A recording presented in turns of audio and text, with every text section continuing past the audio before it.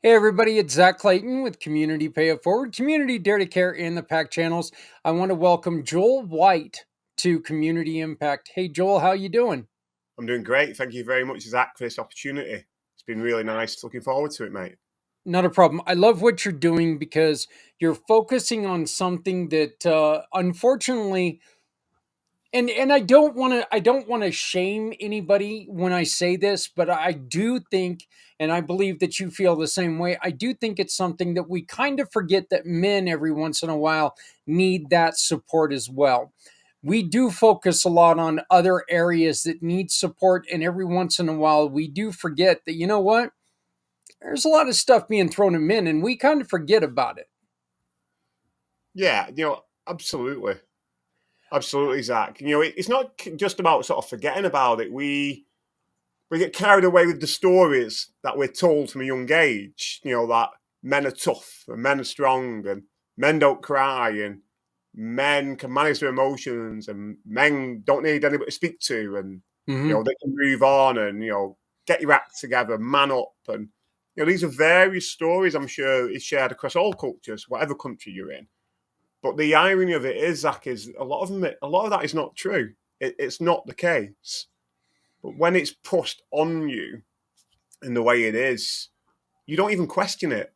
And that obviously where a lot of problems come, as we'll talk later, as men get older, when they realise or they don't realise, that they don't even know who they are anymore because of the things that they're told. It's not the case.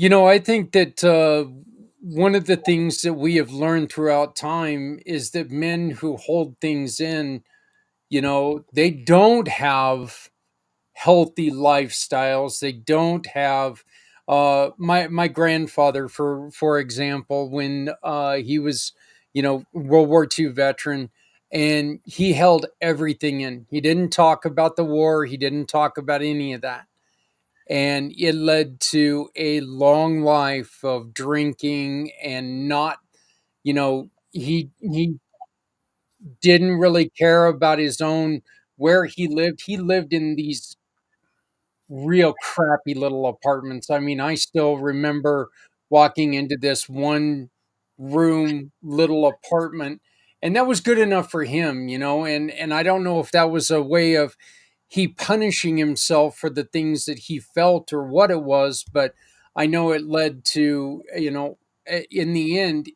that all led to part of his demise, and it was something that, suck it up, buttercup, or rub a little dirt in it and get up off the ground and do what you do. These are all something that, those are really bad ways of dealing with things, right?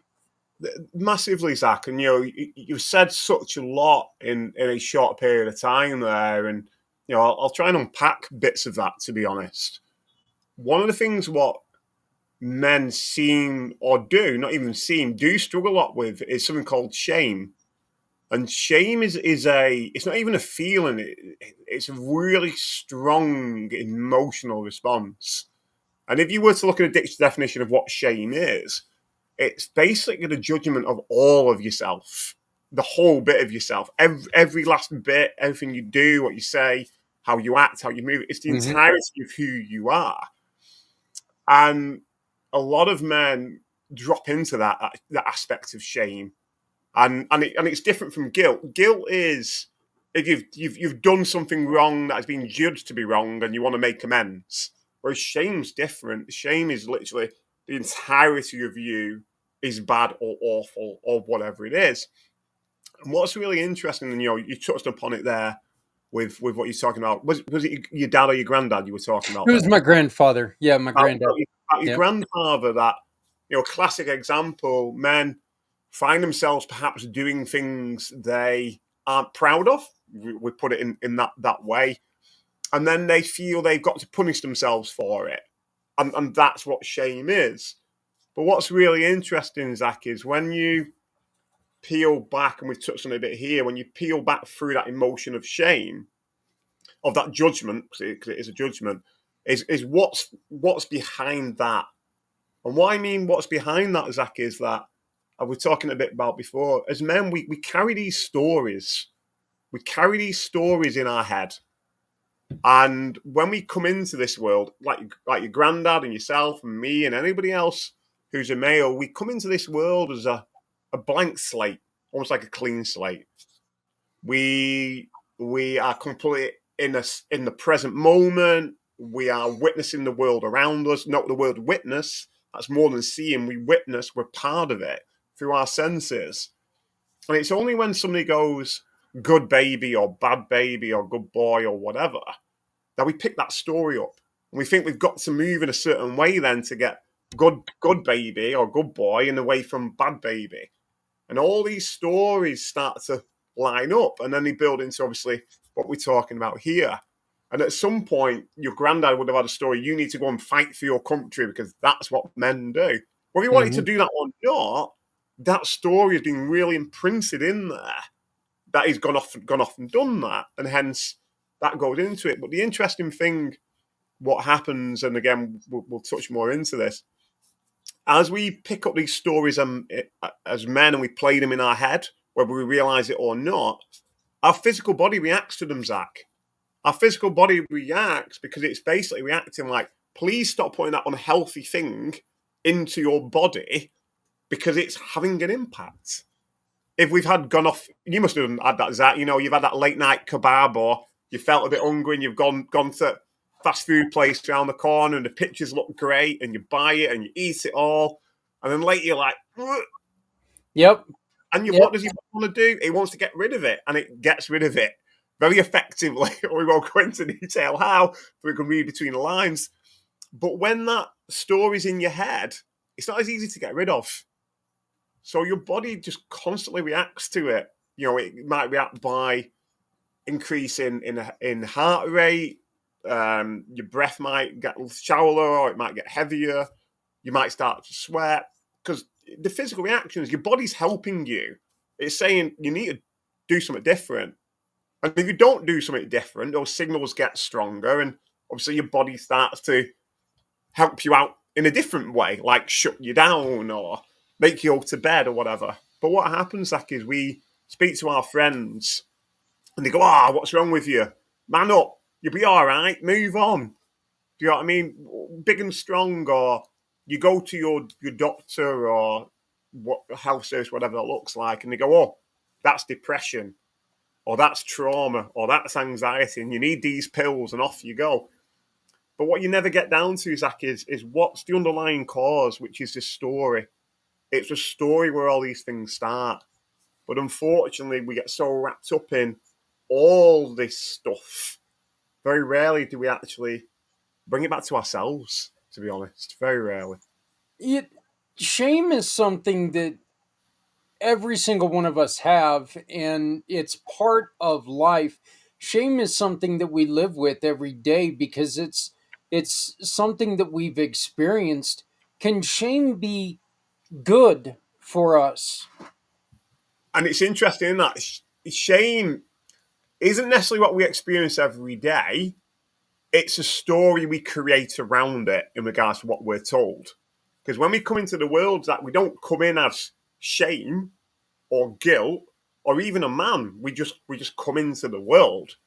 So Hmm. it's something we actually pick up through where we interact with our world, and we try to make sense of an experience that is usually based on someone telling us when we're younger what it is or isn't and how we should do a certain thing, and then we take that as gospel in a way that's how it should be done.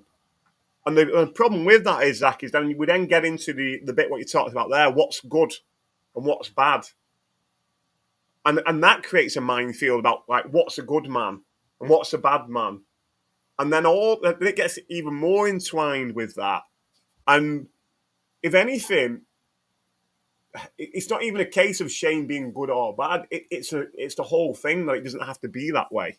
That it doesn't even belong to us from that degree. You know, if anything, that is a collection of, shame. Breaking it down is going back to that story with which is a lot for a lot of men who are listening now or will listen to this later. The age old, I'm not good enough. That's a classic man story. I'm not good enough. Why can't I? X is better than me. All these are classic stories that men carry. Classic. What do we need to do? What is one of the first things we need to do to take and control this shame and make sure this shame becomes a learning moment or learning opportunity rather than a punishing opportunity? Because I think that's where you really learn. You can use it as a learning thing. Yes, Hey, you know what? This is what you did. You know it wasn't the best of things to do. You know you could have done better than this. yes. So take and do this rather than this is what I did. Oh my God, this is who I am. Absolutely. Literally, what you said there points exactly towards that is, towards moving through that. And again, it's how you look at things in regards to that. Okay, it's a whole judgment of self, but the irony of it is what is the evidence for that, and where is that evidence from? And a lot of that evidence is used from people who don't know you, or it's self-certified because that it must be true because I'm saying it to myself. And when you start to, and what we call that is it's taking the evidence to court. It's literally visualizing being in a courtroom. What is the evidence for these thoughts that you have about yourself? And what you'll find very quickly is there is no evidence or very little evidence. And that can be really useful to take that step back, Zach, and just look at things in a slightly different way. But also, what you said there as well, Zach, is also really important that I've just lost my train of thought. Just give me a minute. Where was it going? No, I hate it when that happens. Yeah, no, it just went. Um, oh, that's what I was going to say. The other thing as well, which comes into it, which I say to a lot of people I work with, everybody has a story to tell, their own personal story, whether it's good, bad, or ugly. What matters is what you do about it now, because what you do about it now determines what comes next, and it's absolutely paramount to see it that way. Absolutely paramount.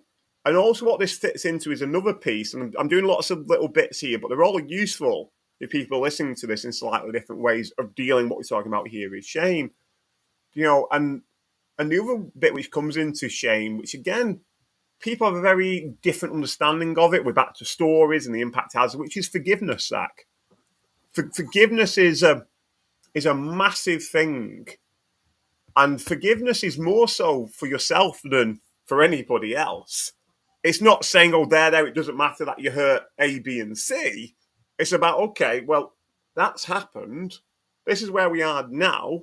What we're going to do different going forwards, and how can we do that? Because to some degree, shame in what behaviour, and you talked about your grandfather there, how a lot of men deal with shame, they go down that route of punishment / self harm. So drinking too much alcohol, taking drugs, going out and having illicit sex, whatever it might be, a lot of it is risk taking behaviour because it's all down to I deserve it for what I have done. And that is far opposite than what forgiveness is for self, and the importance of, I guess, taking that responsibility and doing something different going forwards. Do you know what I mean? That's what it's enough. There's that age old saying, put the whip down. You've whipped yourself enough. Put it Yeah. down. Now's the time to do something different if you want to do that. And I think that's the crux bit in it. That personal responsibility piece. Yeah. Which is harder for somebody to overcome, self shame or shame that's brought upon you by someone else? That's a really interesting one. Again, they are both difficult. I guess if the shame has been, well, they both. If the shame is brought on by somebody else, that helps in a way to see it from a different angle because it's somebody else than yourself. Because when Hmm. it's yourself doing it to yourself, then obviously that's going to be harder. But they both share that same thing of being able to take a step back from the evidence to look at that we're back to that piece of forgiveness as well, of compassion for yourself. Where it's somebody else putting it on you or yourself, it's bringing it back to that. But like I said, it goes back to identifying those stories. What stories do you keep telling yourself in your head that's leading to that behavior, that emotional trigger of shame? Is it, like I said before, I'm not good enough, I'm not a real man, whatever it might be? And it could literally be writing those questions out or statements that you say to yourself and researching it. What does it mean to be a real man? What does it mean to be good enough? What does it mean to be, which is a classic in the UK at the moment, breadwinner? What does it mean to be a breadwinner in the Yeah. family? What does that actually mean? And is that actually who I am? Because all this shame, a lot of what underpins shame is people, men particularly, they don't know who they are. They've never been shown. So one of the issues in the UK for a lot of men is they don't necessarily have a role model per se. They don't know what it looks like. And the problem is when you are looking outside of yourself for the answers, and then you're scorned for doing that for experience, and then it's a shame is then put on you by somebody else, or you take that in on yourself. It makes it very difficult. But the irony in all this, Zach, is when you start to look at the evidence for why we have these stories playing in our head, at least shame and what other people are saying to you. Now, a lot of it doesn't even belong to us because it goes back to what we were saying before, Zach. We weren't born with it. So why are we taking it on and shaping our lives around things that are not true?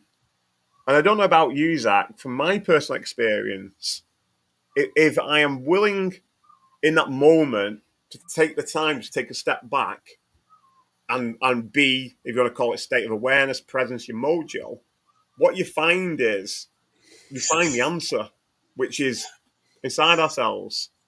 Yeah. Have you had that, Zach, where an issue, you've weighed up a situation, you kind of get that gut instinct? Have you had that Oh gut yeah. instinct Yeah. feeling? Yeah. And if you think about those times when you've listened to that, how more favourable the outcomes were for you and everybody else. Yep. Those times, Zach, where you don't listen to your gut instinct, and look what happens differently.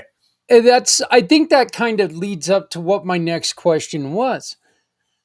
Is it easier to overcome shame if you know who you are, if you know who you want to be, if you know what your end goal is, rather than listen to somebody else's version of what you should be?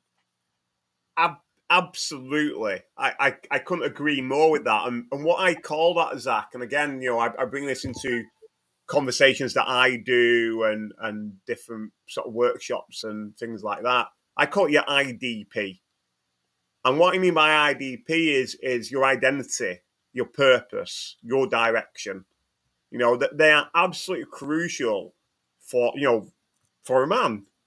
And in regards to identity, it's finding it by putting all those stories aside that we get told we are. That we should be a good husband and a good father and the breadwinner and a good brother. And if you're not all that, then you're bad. So they're all those are stories in themselves. And when we start to question the evidence, we step out that we not actually are those things. And what we are is unique for each individual, which is found within themselves. And when you start to move all that stuff away, it then becomes clearer what that is. And I guess looking at another way, Zach, when we're born in this country, in the UK, you get a birth certificate. The birth certificate says on it, this is your name, your date of birth, time of birth, who mum and dad is, beautiful, and that's what you get. Yeah? And at the end of your life, when you die, you get a death certificate. And what does it say on that? It's the time of death, place of death, cause of death, whatever else. What it doesn't say on those pieces of paper is, well, you could have been a better dad, or you could have worked a bit harder in your job role, or you were a business owner for 30 years. It doesn't say any of that because it's meaningless. It's not important. It's not who you are. And I think when you get straight with that, that then makes it easy into what is your direction. So what is your purpose? And purpose means a lot for different people, Zach. You know, for me personally, what purpose is, well, through being clear about my identity and questioning all the evidence and working through what I've worked through, my purpose aligns in life that I want to really make a positive difference in empowering other people towards greater lives so they can do the same for others. That's why I work with men over 30, and we'll talk about that a bit later. And because I'm clearer now with my purpose, I'm clear with my direction. And hence, the direction I do is working men's mental health with men over 30. So once you get a clear idea about your identity, it comes a bit clear with your purpose, it comes a bit clear with your direction. Direction will change, Zach, because that's connected to your job role and whatever it is. But usually your identity doesn't, and that feeds into your purpose and then so on from there. What a lot of people do, they start at direction because they're told by their partner or mum or dad or school or whatever it is, you've got to be this and you've got to be that. And it isn't the case. So you get a lot of men in careers doing jobs they got told to do, didn't really think about it themselves, and they're unhappy and they're miserable. And they find themselves engaging in certain behaviours, addictions that aren't particularly great. And again, I can only reference off the UK. There's a massive surge in the UK, particularly on men into sectors such as IT and communication, finance and investment. Why? Because that's what men should be doing, and that's where the money is, and that's where they'll be successful. The rates of burnout are astronomical, Zach. Sickness Hmm. is through the roof. You know, stress is horrendous. And then we've got other industries here in the UK that are deemed to be manly industries like construction and mechanics. They have some of the highest rates of self-harm and suicide that you could imagine. Think about a mechanic and a builder. They've got all the tools they could ever dream for. If they choose, unfortunately, to take that permanent solution. It doesn't have to be this way, Zach. It really Yeah. doesn't. And that's the issue when people get stuck on direction and don't know really about their purpose and their identity. It's actually kind of funny. I know I know some mechanics that are the happiest people I've ever met in my life because their dream is to work on cars. And I Yes, think or on in my case on motorcycles, working with motorcycles, that's one of the things that's what their dream is. And I think the best thing you can do for yourself, okay, for your purpose, for yes, who is in this vessel and yes, in this vessel. I think the best absolutely. thing you can do is while you're doing it, if you're miserable, you're not treating this vessel properly. You're Yes, not you're not feeding this yes, vessel like it should be fed. If you go to work every day and I hate this effing yes, job, yes, and Joel, I know this because before my motorcycle accident, I said that 5, 6 times a day. I would get out of my truck and I'd kick something and I hate this effing job. I'd say it 5, 6, 7 times a day. I didn't care. I hated it. I wasn't happy with where I was at. I wasn't happy with the life I was in. I allowed my quote unquote responsibility yes. to guide my actions instead of letting myself take control of who I am. And now I'm a much happier person. Absolutely, Zach. And again, that goes back to something I said before. You know, responsibility is everything. You know, it really is. And, you know, life's really, really interesting that situations will arise and we face choices every single day, no matter how big or small they are. And at the end of the day, you can either choose to do the best. I hate using terms like you can either choose to make a decision that is best for you and the other party, whatever that looks like. No, best for you first, and I'll break that down afterwards. Or you don't. And what a lot of men do as well, they don't make a decision. But what you've got to understand is that not making a decision is still a choice. Yep. And what Yep. life will do is your agency, your control window in that situation will narrow more and more. And as that does that, the window of life to make it for you grows greater and greater and greater. And unfortunately, the more that happens, the less favourable the outcome will be for you. because you've given it over to life to do it. And the only way I can put it, Zach, and you'll probably be able to relate to this, and then I'll pick up another point. Imagine your beautiful motorbike, yeah? You've got a beautiful motorbike. You poured hours and hours into this bike, building it, cleaning it, whatever. Imagine going out on a Friday night in your local town, yeah? And you park out the most busiest, worst pub you can imagine, right? And you literally just get off your bike and go, hey, anybody want to ride my bike? I'll sit on the back of it. And you just hand those keys over to anybody else. Yeah? Would you do it? Of course you wouldn't. Of No. course Hell no. you know. Oh, no, no, no, But no. unfortunately, Zach, men do that quite a lot. That's Yep. that's what they do when they've got a situation they don't particularly want to deal with. They don't make that they don't make that decision. And the other thing what you hit on as well, Zach, is absolutely clear. Depending where you want to come from, this is a vessel, and it's the only vessel we have. And if we don't look after it, then we've got a problem, and the eject button comes, and we can imagine what that looks like. And no longer are we in this vessel. And I said that goes back to what we were saying at the beginning. When we play these stories in our head, our vessel, the body is responding, going, please stop doing it. But it goes to the next level, what you're talking about, that if you are 7 times a day, as you said, saying how much you hate that job, imagine that feeling that you're putting out around you. Do you think people want to be around you, Zach? When they see you swearing, kicking, punching? Yeah, well, you know what? I knew that people didn't want to be around me until I jumped on the bike. And when I jumped on the bike, I became happy with my life, with that part of my life. And I could take on anything in the world, I mean, Yes. but it was a terrible, terrible dis I was doing terrible damage to myself because I was living a life that I didn't need to be Yes. living. And you're right. I love the analogy of I was saying, "Hey, here's my life." I was handing the keys to my life over to my boss, saying, "You know what?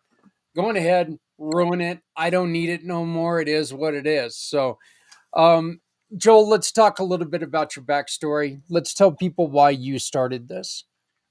Yeah, absolutely. It's like the journey to where I am now, because it is a journey. That's how I see it. Hmm. It's had many obstacles on the way, good, bad, or ugly. But you know what, Zach? I'm not going to go into all of it, but I wouldn't change any of them, Yeah. because what I have been through has made me who I am today, and it's my choice what I choose to do now with it going forward. And I think that's really important to echo that and emphasize that. And it's not saying what people have done to me doesn't matter, but I'm not just doing executioner, Zach. I'm not going to waste my life trying to punish other people when I want to move on and become a better individual, whatever phrase you want to call it. But slightly off piece. Anyway, for me, Zach, it's that user what I was talking about before. Early 20s, came out of university, didn't really know what I wanted to do, didn't really have a role model as a father in my life. I hadn't really got a clue. And it was only like, oh, you know what? Saw an advert somewhere. Let's be a counsellor. I guess that's where it started. And they need counsellors in school to help children. So why don't you go in the school and work? We called them, or at the time they were called disaffected young people, in regards to that problem children. No, children are not the problem. It's the school environment that's the problem, Zach. More than anything else. But anyway, when I started in the school, I was good at what I did. I really enjoyed relating to these young people. I got an offer I couldn't refuse to become a teacher. Everyone wanted to be a teacher, Zach. Mum was a teacher, dad was a teacher. Not what I wanted to do, but we're back to stories. Well, why don't you give it a go? You might enjoy it, blah, blah, blah. So I became a qualified teacher, really good at what we're doing. But I started to question why. Why am I doing this? Why am I not dealing with these problems at the age that I am? What had been coming up in my life when I was younger? Why am I just ploughing forwards? And I guess my answer to that was, I know what I'll do, Zach. I'll get a job and I'll work abroad because life's going to be better. Yeah. Life's going to be better when I'm in the sun. I can pack my bags and we're all good. But unfortunately, as you can see where this is going, is that when you pack your bags to go abroad, you don't leave your you don't leave your problems behind. they go with you in the suitcase. And for me, I went to Thailand, I went to Bangkok. People can imagine what that can be like for a man who's single and trying not to deal with issues and so on and so forth. And from there, I went to China. But by the time I got to China, Zach, I was in Shenzhen, just over the border of Hong Kong. All those problems that I'd those stories in the head that were playing, my body was reacting more and more. And I weren't paying attention to that because I was enjoying myself partying. And then it was, I'll take on more responsibility. So I was an A-level IT teacher. Then I became network manager, so I was managing all the technology budget for the college. And then I thought, oh, I know what I'll do. I'll become a head of house because I'm good at that, pastoral care. So I started doing that. And it was like, oh, I know what I can do. I've got a bit of free time. I'll do a master's degree. So, so then I started to do a master's degree. So you can see how all these physical reactions are building up. You know, the writing's on the wall. I kept going. And for me, the only way I can put it, Zach, is the wheels fell off when I got a new job in South Korea, mid 2013, and it was literally about hitting the F button. And boy, do men hit it hard. We don't mess about when we made that decision as men. And that goes back to that emotions being all over the show. And when I hit that, that literally brought me into nervous breakdown, mental reset, what you would call it. But I did it in style in another country and not my own country, where English wasn't really a spoken language per se in South Korea. So it was a miracle to get back to the UK. And a big shout out for my mum on that. My mum, 60 years old at the time, came over and brought me back.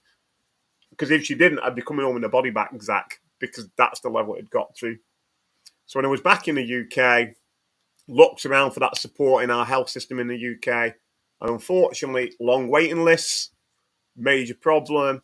When I did get on the list, as it were, mediocre support, overstretched service, couldn't afford private health. And you know what it came down to? You know, some men hit this, Zach, some don't. For me, I did, which is a sick and tired of being sick and tired.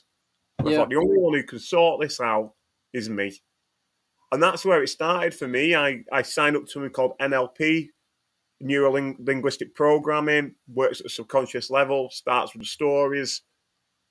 And literally within 6 months, Zach, I'd moved back into that place of stability.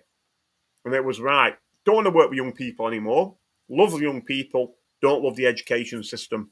Don't want to be part of it in the UK. And then that led me into health and well-being of working with adults. And I was working, and over that period, so if you fast forward for 10 years, I'd worked a lot of roles in the health and well-being sector, third sector, foundations, charities, whatever you call it, a NHS contract. But on the side, Zach, I had this calling to find a better way to help people one-to-one and deal with some of the issues that I was facing and I knew other people were facing, accessing support. And I found along that journey, a lot of people that I worked with were men. So in that journey of building that toolkit, Zach, I became a qualified counsellor. I became a qualified EMDR practitioner, motivational interviewing, life coach, lots of things. And all these are ways that we're looking for a better way of supporting somebody one-to-one with their mental health. But what I found, Zach, on this journey, which a lot of men can potentially relate to, is when you are in a setting where you've got stories playing in your head around men have got to be tough and strong and this, that, and the other, it can be difficult to talk about your issues, about your problems, without being triggered by them. And what happens to a lot of men is we become either aggressive or agitated, so we get labelled as angry man, even though we're Yeah. not agitated. We shut down. Oh, men don't talk. No, we do talk. It's a bit overwhelming at that point. Or we leave. Oh, men don't complete services. Oh, well, DNA then, isn't it? But it's not. They are reactions based on what we're talking about. The other thing what happens as well, Zach, is what I discovered as well, that between sessions, that's when a lot of men can reflect on stuff. And that can be overwhelming from that degree. And then it's like what I had. How long's a piece of string? How many sessions do I need? How much money have I got to throw at this? But also what unfortunately has happened to men who have accessed support in the past, that when they have spoken to somebody like their therapist or whatever, their therapist has had a chat with somebody else. And then before you know it, their details have gone out into that public domain. And it's awful. It's an awful experience to be in. Yet, and I really think one of the things that you were saying is that, you know, when you think that men don't talk, men don't do this, this is unfortunately one of the reasons why men fall into the drugs and the alcohol, because men feel that they feel the lack of insecurity that they can talk to somebody. They're fooled. Their brain is fooled into being able to trust anyone once they've opened up that can of beer, once they've had that shot.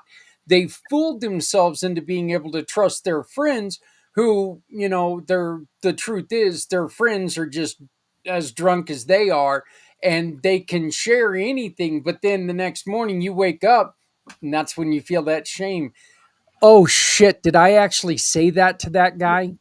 Did I act? And then you've got to worry about what's going on next. And this leads to another cycle of trouble that you're in, you know.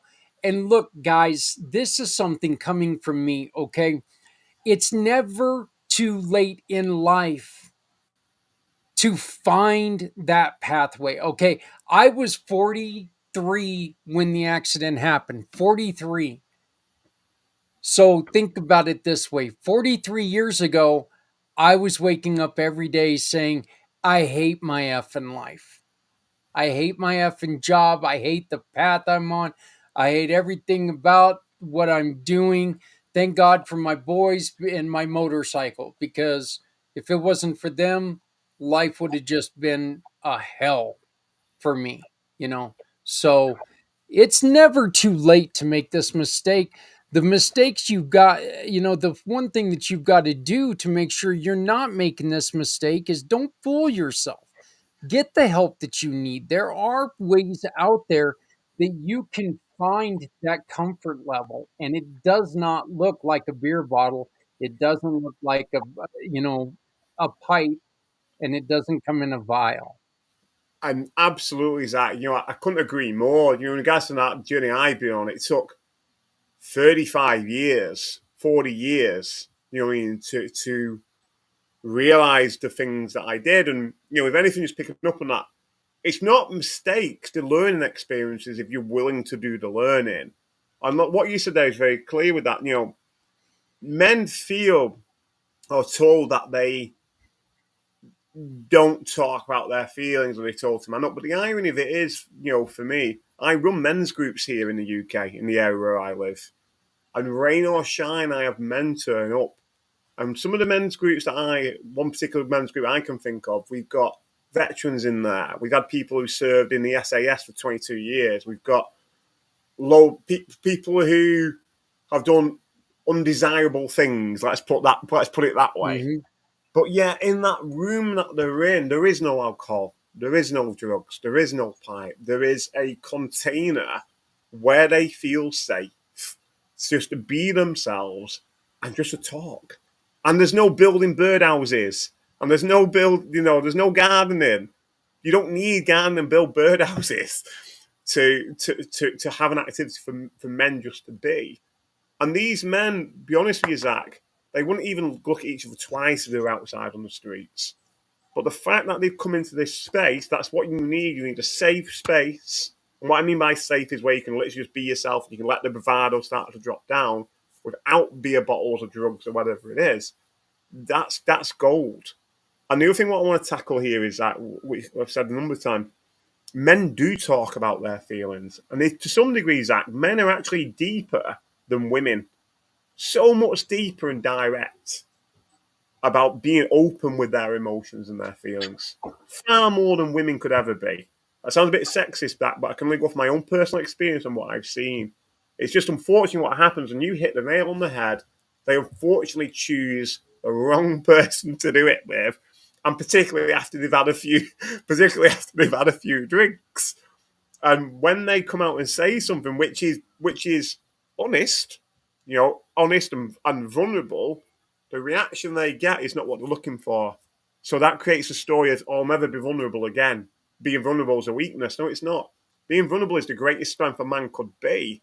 What it's important to do is weigh up the react who you're doing it with in the first place. That's what's important, more so than anything else. Yeah. Well, guys, just remember, you know what? That hot bartender only cares about you because, well,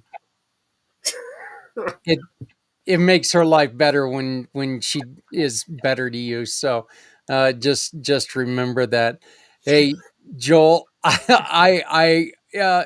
and guys, look, we're not all. The other thing that we're not trying to tell you, all right, you know what, group therapy is perfect for some perfect, yeah, some people it's not that way, just a one-on-one. Okay, there's also therapies where you can listen to programs. Joel, you've got a couple programs that men uh, can participate in, right? Yeah. So one of the things from all the experience I was talking about, Zach, and the toolkit that I've got, that I'm in the process of launching a new program in December, which is called Rewired for Men. And Rewired for Men is about working with men aged 30 and above to empower them to rewrite those unhelpful stories in their head, what we've been talking about. And by doing so, that they can be more clear about their identity, their direction, and most of all for men, emotional balance. Because those things make life so much easier to navigate, but more fruitful. And I've already mentioned why it's so important for men in regards to emotional balance. The beauty of what I do, Zach, and I don't call it a therapy, it's more than a therapy. And why is it more than a therapy? Because it's a bit like Fight Club, the film. You don't have to talk about your stories because you don't need to. So that's freeing straight away. I'm empowering men with this technique that they can use every day of their lives. They don't have to keep coming back to me all the time. Nice and simple to do that. And the beauty of it is, Zach, it's 4 hours. It's a 4 hour session in how it works. Set period of time, very, very clear. But going back to what I said before, Zach, I think when we were off camera, because you're not talking about your stories, it's discreet. So the information is not going to go anywhere because there is no information to go anywhere anyway from that degree. And the beauty of what I do as well, Zach, is I deliver it online. Yes, I'm based in the UK, but I deliver it online, giving men not just the opportunity in the UK, but also in the US and other countries around the world to access what I do. Well, and I know that you charge £400, which is $501.22 here in America. I looked that up when you brought that up, Love it. and I'm going to tell you something, guys. A couple other programs that we've had on this show, you know, they that are well worth it. I'm not gonna badmouth anybody. Every program is perfect for someone. That's just the way it is. Absolutely. Every program is perfect for someone. You know, $500 is a really good price for a lot of these programs. So this is very affordable. So, and when is this? You're launching this December. Do you have a date yet, or Yeah, so I'm launching the program as I guess a webinar, if you want to put it that way, which will be Tuesday, the 10th of December, 6:30 p.m. to 7:30 p.m. That's UK time. So right? I'm And not that's sure what going it to is in be your two time. thirty East. That's 2:30 East. So on December what? December the 10th, Tuesday, On December the 10th. all right. What I So can do, Zach, is I can send you a link that you can share out among your viewers. So it's a case of you click on the link, you register. We use a platform called Zoom. I don't know if people are familiar with yep. it over there. And it's free.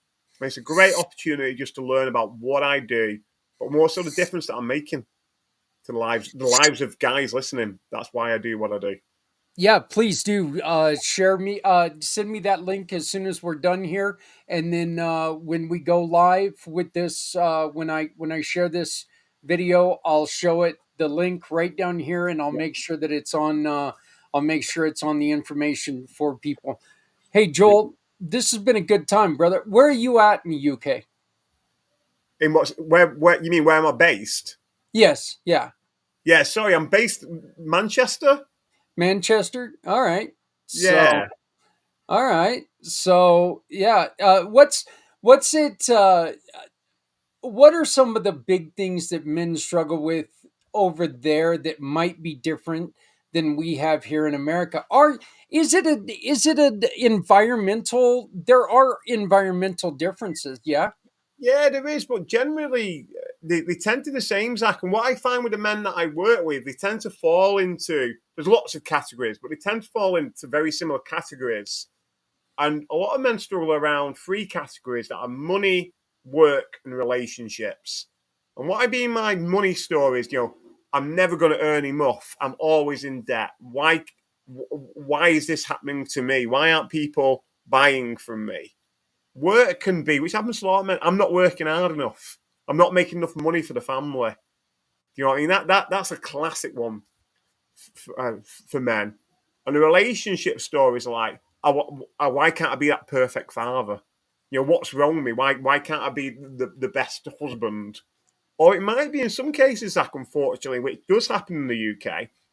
A lot of men find themselves in unhealthy relationships, really unhealthy relationships, where they're the ones who are being beat up or attacked or name called or all the rest of it, but they don't get out of them, Zach, because they're told, oh, it's your role that you are the husband. You're supposed to deal with that. Do you know what I mean? And There is this, a that, and the lot other. of stigma for ending bad relationships.